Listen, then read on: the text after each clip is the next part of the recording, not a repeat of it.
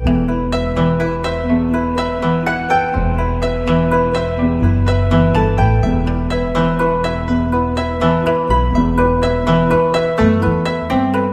Jewish nation of Israel was created in 1948 after the UN voted to split the British Mandate of Palestine into two states, one Arab and one Jewish. For Jewish people, it was a long-awaited victory, having seen Israel as their spiritual home and promised land for thousands of years. But for the Arab Palestinians who lived there, 1948 saw them lose land they'd owned for generations. To them, it's known simply as the catastrophe.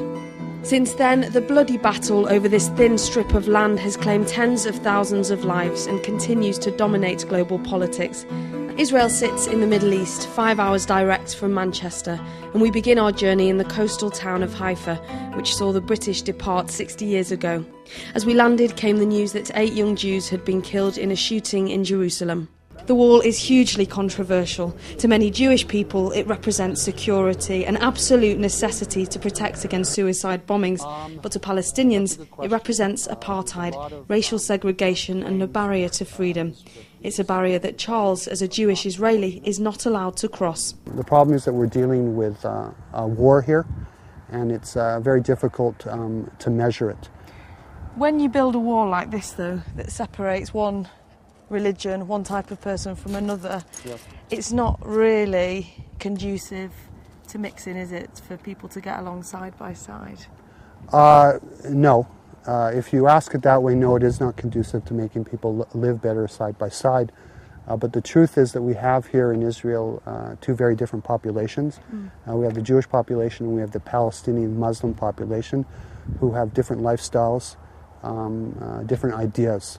And in many ways, for them to be separated is helpful. Wazif's brought us to the wall which separates East Jerusalem from the West Bank. Now, the Israelis put it up for security purposes, but what kind of effect does it have on the lives of Palestinians?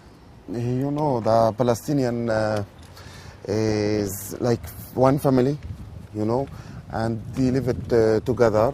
Now you can see two brothers, one in West Bank and one in Jerusalem, and he can visit his brother. A 2005 UN report said that it's difficult to overstate the humanitarian impact of the barrier. The route severs communities, access to services, livelihoods and religious and cultural amenities. Wazif was just explaining that the Palestinians feel that Israel could close the gaps at any time and that they literally feel like prisoners here. There's even been a door, a gate to freedom, graffitied on. Having said that, the graffiti that the Palestinians have written is incredibly shocking. Up there are swastikas, Nazi symbols that are shocking for us to see, but obviously all the more offensive for Jewish people. The Amari refugee camp near Ramallah is home to almost 9,000 people, families who sought safety following the war in 48 and whose tents were made concrete in the 50s. Today, 1,200 families live on emergency food rations. We were taken to the home of a couple who say they clearly remember having their farm taken from them by Israeli forces in their village near Ascalon in 1948. She said that there's a big difference between here and their homes. At their homes, and they have lands, they make a good agriculture, to have cucumber, to have many things. And they feel that at that time everything belongs to them. But now in the camps there's nothing between their hands, and they feel that this camp is not belong to them. I asked if they held any hope of returning to their village. They couldn't reach Jerusalem. Right. To go to Ascalon. Right. They didn't they couldn't reach to pray on the Al-Aqsa Mosque. How can they reach Ascalon? The UN has passed a non-binding resolution which gives Palestinians the right to return to their land if they agree to live peacefully with their Jewish neighbours. 60 years on, and their descendants also hold that right. But how feasible is it? My grandfather and my grandmother live in big house, and he have some land to build planes, to go anything he wanna do. But here I live in Match. What do you want? Me? Back to my land and have independence. Have a country named Palestine. With no Jews at all? Yeah. With no Jews? Yeah. So you'd like all the Jews to leave? Yeah, they must leave. There are just two ways. the peace and resistance. We try peace with Israel, but there are don't expect that. So we have resistance. We must try. We must try in many ways. I was shocked at Ahmed's anger and unprepared for his take on the shootings in Jerusalem a few days earlier. I'll be happy. You were happy? Yeah. To see the shootings? Yeah. Everybody in the Israel, when he be 19 years, he will go to soldiers, to service in soldiers.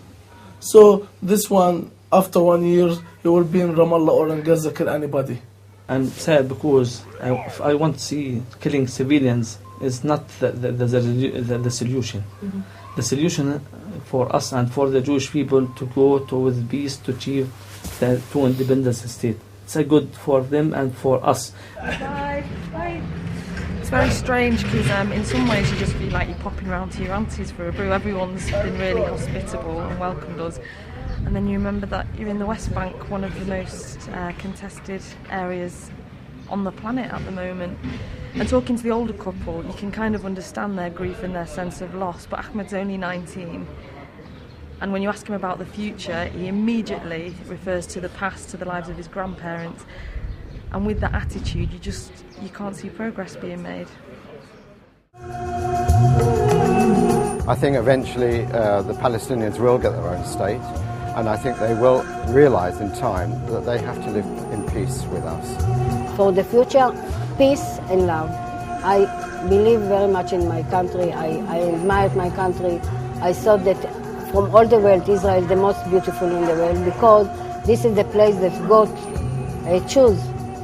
We encourage everybody to come over to Bethlehem. The situation is very quiet, everything is clear, nothing. The Palestinian will welcome everybody into Bethlehem. I think that people should come to Israel. It's a safe place, it's a wonderful place, it's a fascinating place. It's okay for us to live in independence with the Jewish and the Palestinians with a democracy state. It's okay for them. You would be happy to live with Jews in your village? It's okay. Yeah.